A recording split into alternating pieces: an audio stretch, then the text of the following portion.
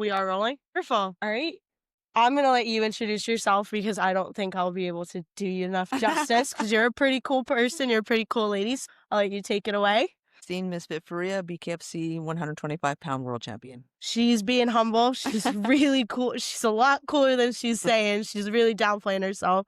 I just want to thank you for doing this. This is, again, like I said, one of the coolest things I'm ever going to do in my life. I just want to start out by asking, how'd you get into fighting? I had gotten in some trouble when I was young, and then I started going to a gym and just doing the regular gym stuff thing, just like here. And then I was like, damn, I want a better body, like, attract more girls.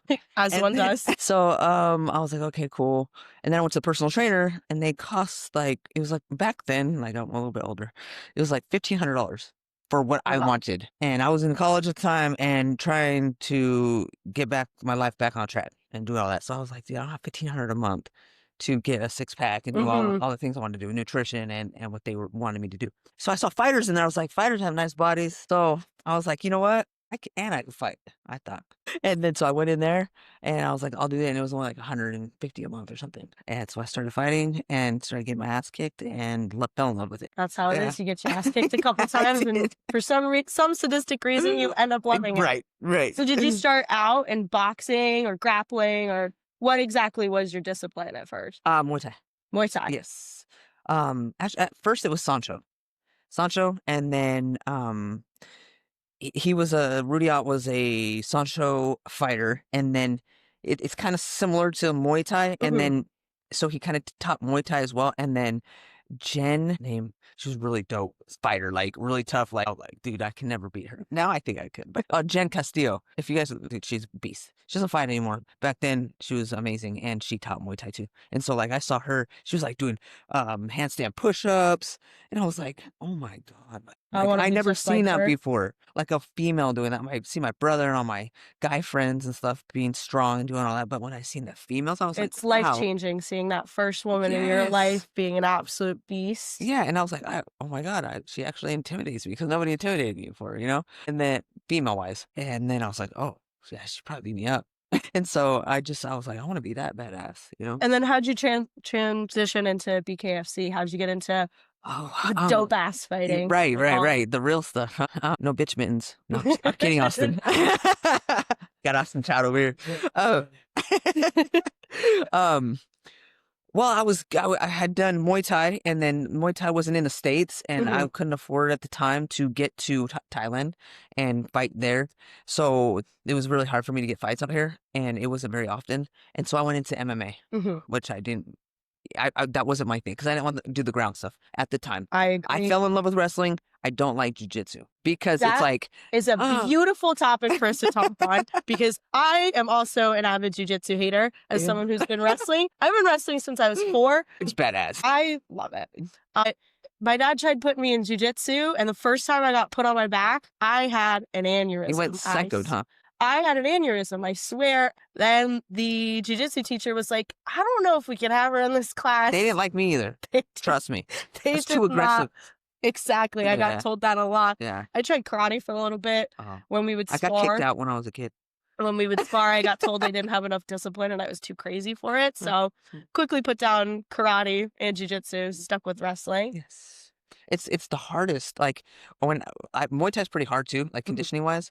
But you get into wrestling, it's a whole nother beast. The conditioning and endurance you need for wrestling, man. And it's very frustrating, especially when you're up against someone who's really good. And I was 14-0 as a Muay Thai fighter, so I was used to dominating and being good for my size and everything. And then going into wrestling, and then smaller little ladies beating the shit, controlling me, making me feel dumb as hell. Oh, so some wrestlers can make you feel pretty inadequate about yourself. They got some strong hands and a big head. Oh yeah. For you. It's strong hips. Misha Tate. Oh my gosh, Misha Tate beat the crap out of her hips felt like table trying to lift. It was insane. You get it on someone's hips and they got strong hips. You're stuck underneath there. She was on my back and I was flat out, kicked out. And I was trying to get up and it was like trying to move a concrete 400-pound thing. Wrestlers when they know how to use their weight, and when when you get on top of someone, it's game over, Oh yeah, especially when you're not trained in the discipline. right. So, what's been your favorite fight so far? You've done a lot, you've accomplished a lot. Favorite I want to know your favorite fight. every fight brings out and teaches you something great about yourself or something. I just every single fight. My favorite fight, probably there's so many. In what way? There's like okay, so Lisa What's the Salgado. favorite lesson you've learned from a fight? Okay, it was Salisa Salgado. It was BKFC fight, and she's a boxer. And boxers for me in my mind, boxers are just so finely tuned and so like elite and precise and volume and know how to move, know when to move, timing. Everything is just at a whole different level than a lot of different, even martial arts and any other style. So when I fought she's an actual boxer. That's where I was like, okay, this is where I could probably get knocked out. This is like if I make a mistake, she's gonna capitalize 100%. If I Mhm. overthrow or so I feel like that was my favorite fight, proving to myself to believe in myself that when I put my mind to something and really lock in, that I can do anything. So that's And train your mind almost, and even change your training in general to prepare you more for stuff like that. I think it's just solidifying that hard work pays off pretty much and focus. You heard it here first. Mhm. Hard work always pays Always. off. No matter what, even if it goes slow. Sometimes it doesn't always work come when we want it. Like I worked 15, 18 years, 15 years probably before I got world title. It doesn't always come just because you work hard Mhm. right away. But the time comes. It'll always pay It off in comes. the end. It comes. Yes. It'll always pay off. And now transitioning more into a darker topic. Yeah. What was your favorite loss? What did that teach you? Okay. Because losing's tough for kids growing up, Yeah. especially. And even my high school kids struggle a lot with loss. And I just want you to talk a little bit about that. How does loss change you as a person? Oh man. I mean, my favorite loss probably was when I underestimated an opponent. 2019. I haven't lost since. Um, the girl, the skill level was not equal to mine. I mean, there's nothing about her that should have beat me, Mhm. and I knew that. And the first round, I knew she couldn't see. I busted her left eye open with my right hand, and I seen her twitch, and I knew she couldn't see. So I Mhm. was like, I already have her. So I just kind of like relaxed, like I'm gonna play with her. And big mistake because second round I dropped her, boom, pull, countered, dropped her, and then she got up and she like started coming at me crazy, and I was just like stupid, like okay. Mhm. She caught me, boom, I got dropped for the first time. So it was a back and forth fight. I still think I won the damn fight. I sort of loser. I still think I won the fight, but the judges didn't think so. So that's my favorite because I know like it taught me, first of all, respect everybody. Respect that in a fight that everybody wants to win, and humans are so strong and resilient. Mhm. No matter if they suck or they're not as good or um whatever you think about them or you're superior to them, it's especially in a fight, there's never no what you can get caught with, and you just always stay on point, always respect who's in front of you, even work, everything you do. You just gotta have ultimate respect for competition. And what does your recovery look like after a loss like that? What does your mindset look like? How do you pick yourself up to get back out there and fight again? Yeah, I did the little pity party for a second. Everyone does. Everyone I needs a good can't pity lie. party. I can't lie. And then I just was that fire inside me, that feeling, that gross feeling of like I failed. Just I made it turn the negative into positive. Just made it fuel me. It's a Feel wonderful, it still does. wonderful way to do it. Still fuels me because I never want to feel that again. And then the burning question I've been meaning to ask this entire time for years is, how'd you meet this cuckoo? How'd you meet this cuckoo over here? I mean, cuckoos, we all hang out in the same little areas, you know what I'm saying? So, yeah, uh, Dr. J, Raja, he knew someone affiliated with somebody I was affiliated with, acquaintance of mine, acquaintance of his, and that's how we met. And he, um, introduced the Raja to me, the sound frequencies, and man, game changer. At first, I was like, okay, like he's like, try this thing that helps your brain, and I'm like, okay, you hear stuff all the time. Like, I hear stuff about the Rasha, and I see all you fighters come in and use it, and it amazes me how there's many so many athletes use it. race Race cars use it. drivers, I know my golf. favorite. There's so many people are using this.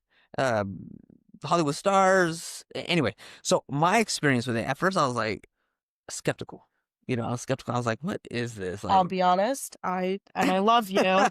I still am a little skeptical. Yes. I've yet to try it out. Oh my God. You've got to try this. Are you still competing or? Right now, we're in the transition period where I'm starting to compete again. I just had an ankle reconstruction, so it's been a lot of rest and recovery the last couple months. This rush will help you, especially getting back in. How long have you been out of competition? I haven't competed since I was probably 17. I'm about to be 21. Almost 4 years now. Yeah, locking back in is going to be a process, you know? It's been so far. Some of my wrestlers kicked my butt on the mat because I just don't have my endurance anymore. No, or like the reaction time and everything. You got to practice it all the time. How I lock in and get back in, because you can't stay in fight mode all the time, right? You can't stay in that. I lock back in with that as well, and get into the visualization. I don't know if you believe in the visualization. Like, do you visualize your matches or anything like that? Or very much so. I'm very much a type A planner. I need to go in with a plan. Right. So that's where I feel like the Raja has really helped me, because I like to visualize a lot and manifest, my positive manifestation. Yes. I'm a big fan of it. Bringing that into. So I just feel like it intensifies and puts me in faster meditative state. Maybe I do have to try this out. I don't know what I've been avoiding for the longest time. Once you get into it and once you feel it, what it does for you, you're never gonna leave it behind. And then you mentioned getting back into fight mode. What are you doing on your off days? What do you do to relax as a BKFC champion? During fight camp or out of camp? Out of fight camp. What's life for Christine outside of fight camp? You would think that I would say like all these great, awesome things, but I literally don't change out my stuff. I feel like we get this time, a very short time, to be a champion and to be the best in the world. And to like get out of shape, get in shape, get out of shape, get in shape. It's just like, it's kind of hard. First of all, it's hard on your body. Second of all, it's like, I can't improve, right? You can't improve when you're so far behind. You're just catching up to be where you were. So I kind of keep it the same. My intensity level's way lower. Like I'm not. So you like your routine. You like having a routine. Yeah. To keep you in fight and shape year round. Yeah, mentally, because mentally you can't just jump in savage mode. It takes a process like that. When you're just doing regular life, you can't walk around like. And then walk me through what fight camp is like. I've always wondered what it's like for a fighter. Very simple for me. Very simple. I go to the gym, I eat right, I come home, and I stay in my room and I watch fights as much as possible. So I literally flood my brain with this lifestyle, this life, and so nothing is surprising to me. It's a weird thing, right? To fight people. It very much is. So it's like, I don't want to be, surprised or feel that like intimidation. Because when you first walk into a gym, it's like the energy of fighters and like, it's like people look scary, they feel scary. Like that, none of that's scary to me anymore because I'm so used to it. And I just keep myself around those kind of people and environments, so I am not ever uncomfortable in them. That's wonderful. You keep a comfortable environment and you're living life. You got it set for you. Yes. I mean, it's worked out for you. You have how many championships again? I'm 5-time defending, and then I'm about to get a new one, different weight class. 13 pounds up. You're scared. Just gonna come down 3 more for a world title. Are you talking about this current fight? Yeah. I was watching that press conference. It was funny. A pretty entertaining one. If you haven't seen it, you should probably go check it out. It was something. She's something. I'm excited to watch you fight her this weekend. Thank you. I'm personally out of questions. Did you have any questions, Nick, that you wanted to ask? Okay, outside here. Can I come in? Yes, you can. I'll let you teach. Awesome. Thank you for coming. I really appreciate it. Yeah. And I wanted to actually, what's up, everybody? I'm Coach Cabrera. Usually I say, what's up, savages? I don't know why I said what's up, everybody. But, Christine, it's a pleasure to see you, and thank you so much for coming. I actually wanted to talk to you about the mindset. I found what you said, so visualization of the match. Can you explain that a little further. So meaning when you're talking about visualization, or you're talking about meditating and going through the match in your head, can you like expand on that, please? Yeah. So for me, I like to go from like when I wake up that morning to sometimes get on the plane, or, you know, me taking my stuff to the airport, getting on the plane, however I want it to play out. You know, I know I'm gonna be cutting weight, so Yeah. I'm like, okay, I see myself cutting weight. Do I you like, visualize a match? yeah, Like you do the every match in your head? everything. I do everything, What's that every like? details. I go like I said, like going to the hotel, getting to the hotel, me seeing my opponent, me doing the press, me doing the weigh-in. I do everything, Why? so you're familiar with it. You know, so I am familiar with the situation, how I do different scenarios too. Her getting crazy with me at the hotel, her team, her, you know, the mental end of it. Because, you know, there's a lot of mental games that people don't see behind the scenes that we have to stay in the same hotel as each other. Hmm?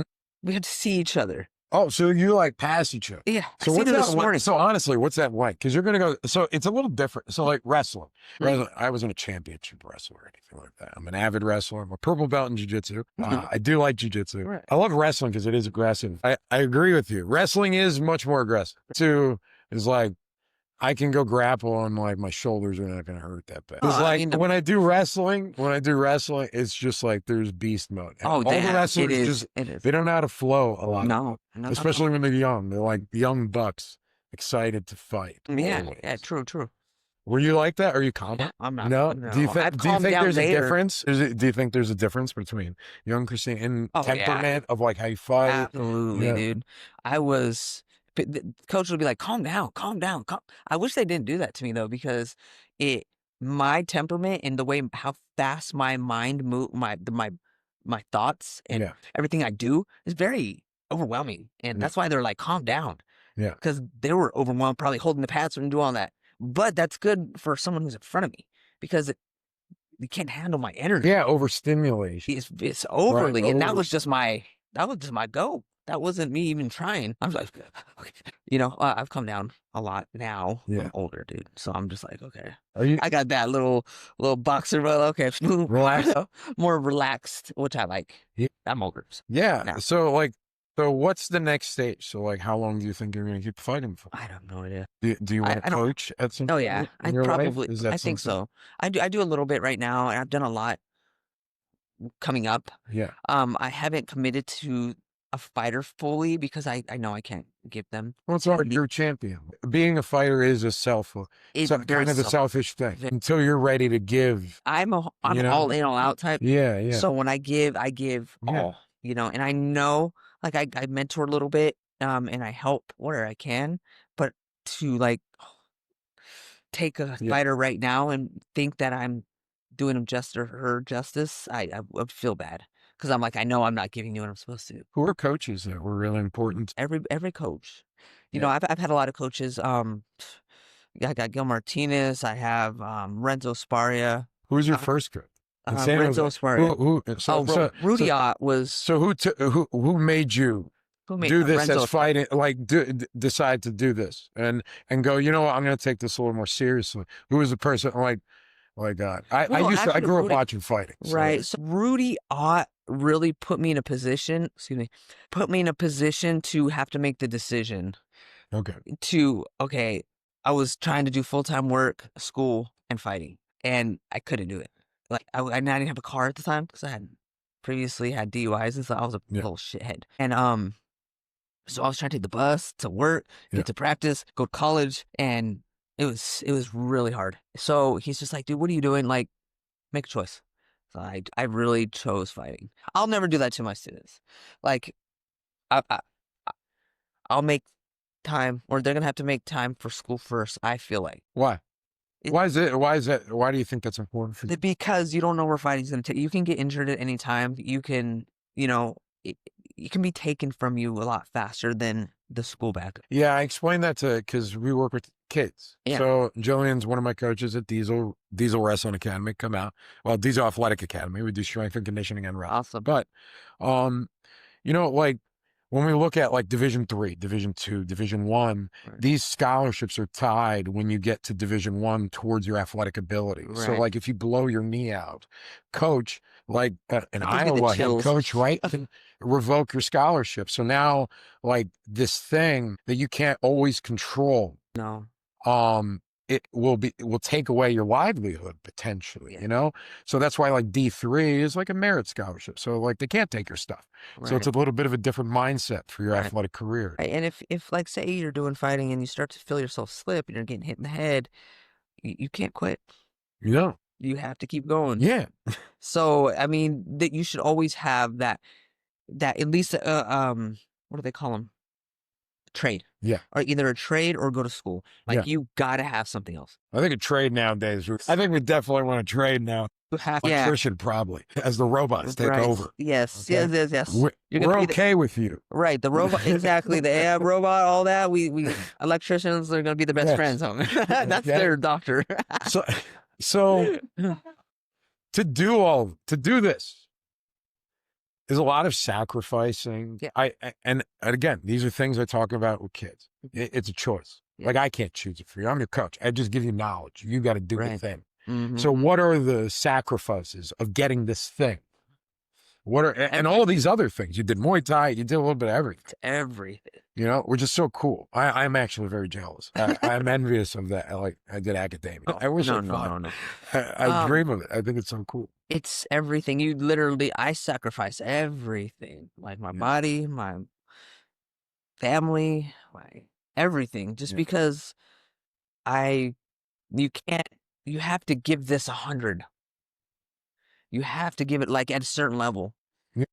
At a certain level, you have to give it 100. There can't be the backup. So I'm contradicting myself in a way, but How's that on relation? I have the worst. Yeah, ditto. So I mean, yeah, that was huge for my first marriage. You know, Yeah. I mean, it looks like they want to commit and they do want to commit, but when they see the lifestyle, what it really is, because on the outside it looks fun. Oh yeah, you're partying, you're the star, you're this, you're that, but it's not what it looks like. It's really What does it look like? It's 99.5% hard work all the time and commitment all the time, and then you get that little 0.5% to go fuck off. Or sorry, You're okay. you got I'm a soldier, a former soldier. This is America. We can curse. Okay, so like. Yeah, but I know you got kids, so Yeah. So anyway, 0.5%. Like, yeah, we get to have fun, or not have fun. Get to screw off a little bit. Yeah. Right. But like I was just saying in the car on the way here, it's just like you got to do what they want. How? I feel like in combat sports, the more you suffer, the better you're gonna do in there. The more you can endure shit, the better. The more you can endure pain, the better. Yeah. You're going to be as a fighter. You can rebound faster in the ring. So and how you practice that is discipline on the outside. Do you think it's different between fighting arts? Because you've done different things. You've It's done the same mentality. So you've done Muay Thai, you've done kickboxing, wrestling, BJJ, all of it. So, yeah. So is it the same for all? I think like because that it's aggressive. Yeah. Well, mental aggression, right? Yeah. I mean, it's in durability and enduring. Yeah. Yes. Yeah. Absolutely. And I think it goes. Fights are brutal. Even business. Yeah. What if you can't take mental, pressure? Yeah. It's the same thing. Business, school, everything that you do, you have to have resilience but you got to practice that. You got to put yourself through the bullshit, David Goggins style. Yeah. Well, that's what I tell you have to give yourself, like, it has to be hard. Yes. You're building your mind and fortifying your mind. When you do something you don't want to do, you're building, I forgot what it's called. Oh, I know. There's a part of your brain. I don't remember the word. I read an article on this and I feel like such a schmuck. I know. But I know it, and I remind myself of that all the time. Well, you're literally, it's like, I think and you Robert have to Huberman talked about it. He had one of these brain guys on there. It was really interesting. But I get it. That's how in the military we built resilience. Right. Like I was a military police officer. I did 6 months of basically basic training because the way it works is like you only have military police officers training you. So you go through basic training and then you wake up and then they're like, wow, now we're going to make you a cop. So, and it's the same guy who is yelling at you yet the other day. So normally you leave and then it's different. Like a medic, their training for school is a lot easier Right. because it's like a schoolhouse. No, they Right. just keep yelling at you, torturing you for the rest of the time to be a cop. Yeah. Yeah. Yeah. Okay. Yeah, go. Yeah, go. I really like. So Rasha, so awesome. Come on in here, bro. Good. We're gonna make some adjustments, babe. Are we good? Yeah. We may do this one with just the center cam. Center myself. Yeah. There you go. One camera. Yeah. So we'll do with cameras, and then we'll bring that here. So, Roger. So what do you do? Like, tell me about. No, his name's Austin. Austin. Sorry, I apologize. About Rasha? Yeah. Dude, Rasha, Because I think it was Definitely, explaining mindset and yes. before, right? mm-hmm. So I caught that before. Let me make sure we can. I like to think that I had a strong mind before I was in touch or even knew about Rasha. Yeah. And in fact, my best fighting ability, the thing that sets me apart, in my opinion, is my smarts. I'm not faster than anybody. I'm not stronger than anybody, but I am smarter than most.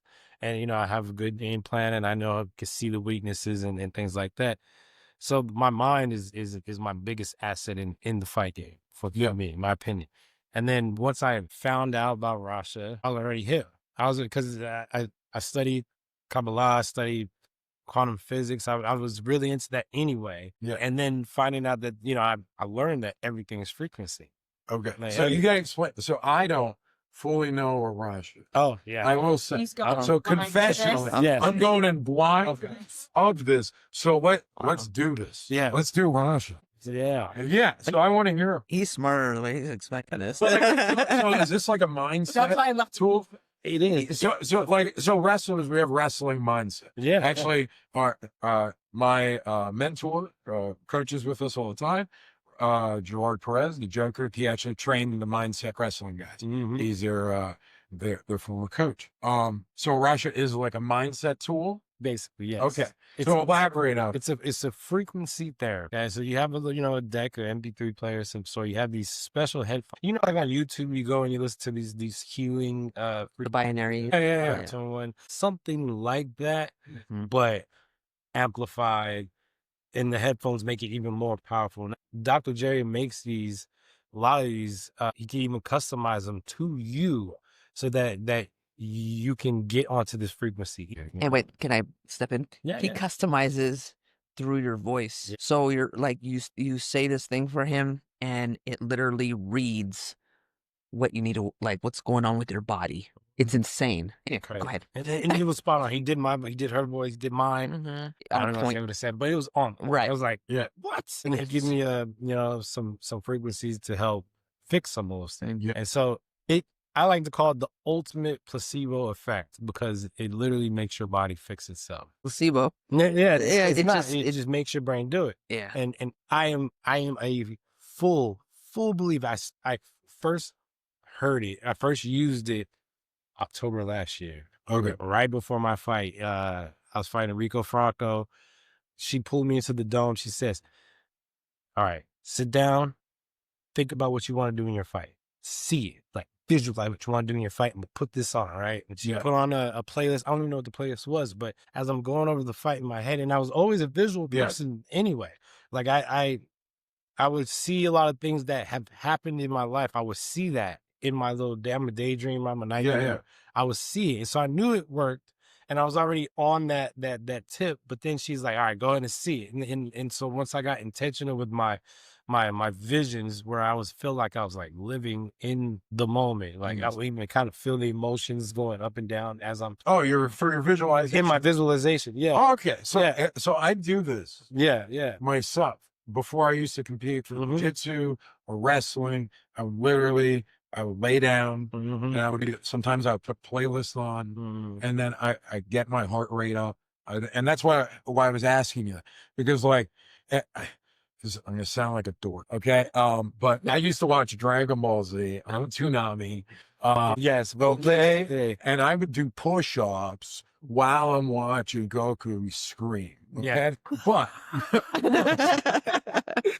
moral of the story, I would watch Piccolo and he would meditate and literally visualize the fight. Yeah. And that kind of stuck with me. And then as I read things, as I got older, because I read a lot, I'm an English teacher by trade.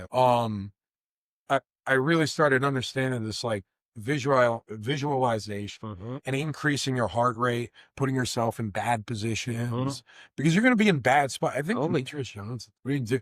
Like, how do you deal with like getting knocked down or something? Right. Getting taken down. He's like, I don't know. I got to get up. I've been taken down. Yeah, it happens. That's part of Get it? Yeah. So like fight prep, you're fighting, right? Right. Yes, sir. So fight prep, what does that look like? So, you know, like she said, the physical part is really a small part of it, in my opinion. Like, yeah, if you're in shape, that's great because everybody's in shape. So that's not what's gonna put you apart from someone else, just being in shape. It's the mental.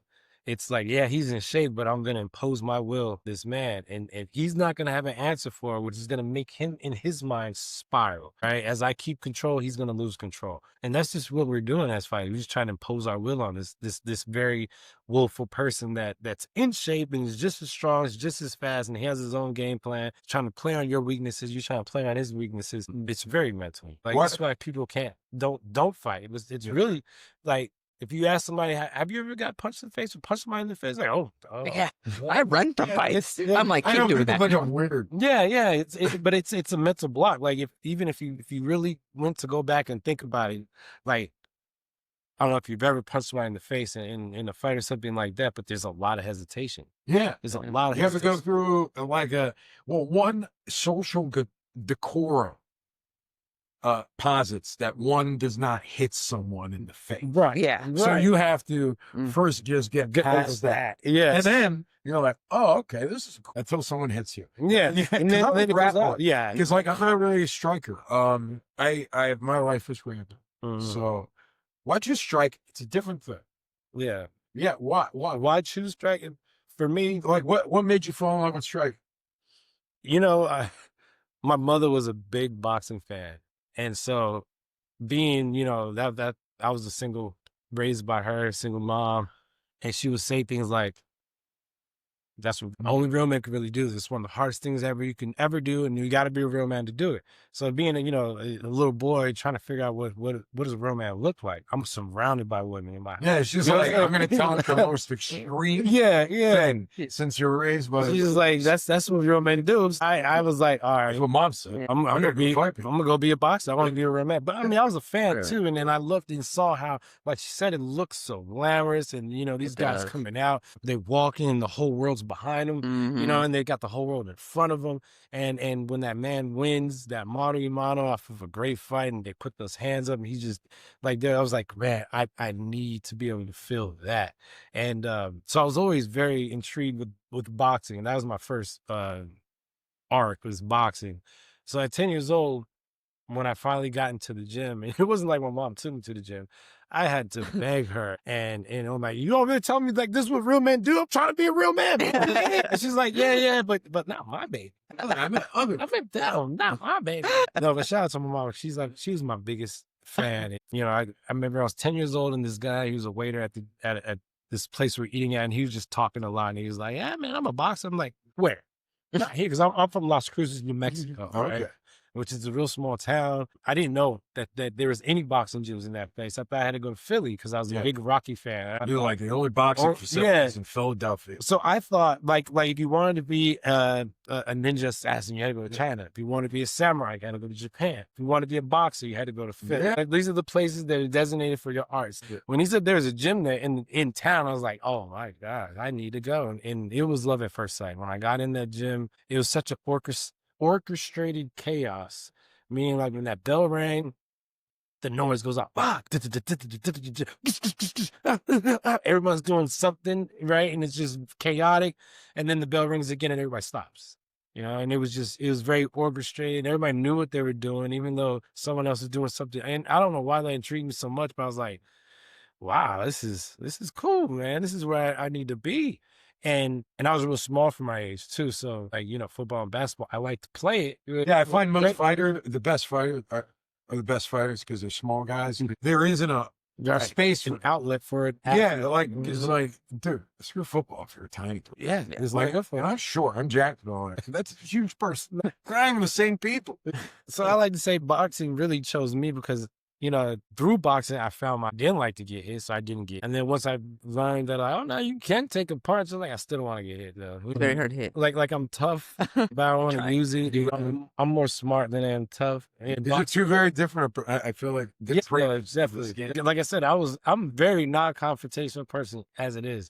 So I think boxing for me was what I needed for that balance. You know, I probably would have snapped and caught a charge just to have it. I tell every kid needs to get in the gym and get in a fight at least once in their life. Yeah, I've never seen much about yourself, and not just striking fight, but even wrestling. Yeah, I think any type of all kids should do like a combat sport of some sort. Absolutely. I'm partial to kind of like the better ones. Well, I would say I will say it's like wrestling and I think Muay Thai are good bases if you want a kid to train and you're like, oh, I want to construct an MMA fighter. I think if you start them as wrestlers, Yes, and just hitting pads as a kickboxer to eventually to learn timing and movement. boxing for timing, guys. I'm in an MMA gym. MMA guys, boxing. But the boxing, Do you like boxing? I've seen a 6-year-old boxer that knows better technique, timing, and footwork than a 30-year-old world champion UFC fighter. I've seen it. I'm sorry. My best friend growing up, Irish Catholic family, 10 kids. Love black. Yeah, so, but dad, street fighter in Ireland. Yeah. Irish brogue and a star. He basically spoke his own language, even though he spoke English. Thick Irish brogue. Yes. But Francis, bless him, sorry, he's a great man. But like, dude, great boxer. I love boxing. I love just fighting. I grew up. Like, when did you guys start getting into fighting? It's like when did you like watch it? Like, I remember watching VHS tapes, UFC 1 with my grandfather. Right. So I remember when UFC just started. I don't know how old you are. I'm 36. Okay, I just turned 40. I remember when it was he was a wrestler, but he was the baddest man on the planet. Chandler. Yes, Ken Shamrock. I read his book. Yeah. I read his book, and he had jiu-jitsu stuff on the back, and I would just beat up my friends. As long as I can remember, because my mother was watching fights. Yeah. So I would go watch them too, and just the build up and everything. So I think I was like 5 years old, and I remember we used to watch Chavez Sr.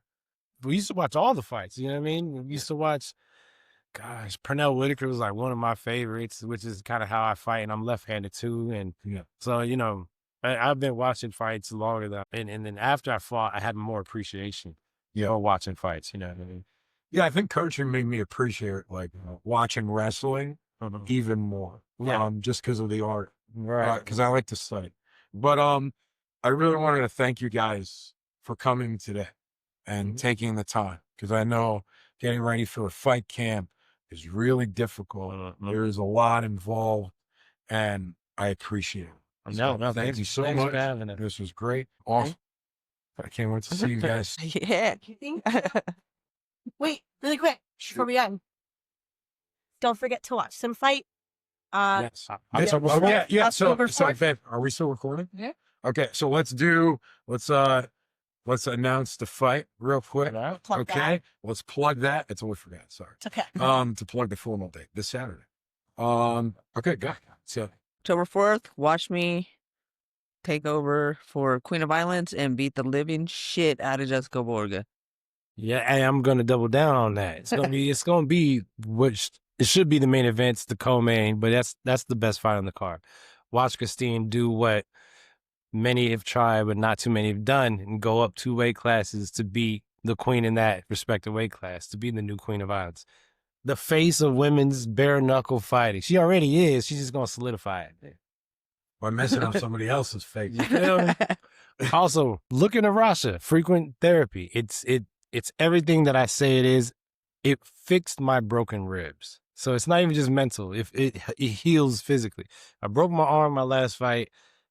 I was using the Rasha for bone regeneration, and my first X-ray back, right? You're supposed to heal within 3 months. Within the first month, they said, "Oh, it looks like it's fully healed." I'm not gonna let you like hit yet because it's too early, but man, that looks like it's fully healed. And I was like, I got superpowers. I'm telling you, it's all frequency. Shout out to Rasha. It's helping me elevate into the ultimate human that we are all supposed to be. I'm gonna be there. I'm gonna get there first with Rasha. Check them out. Austin Trout and Christine Ferea. I always butcher her last name. That's my fault. Please go check them out. These are the two coolest people I'll ever meet in my life. And thank you guys for coming.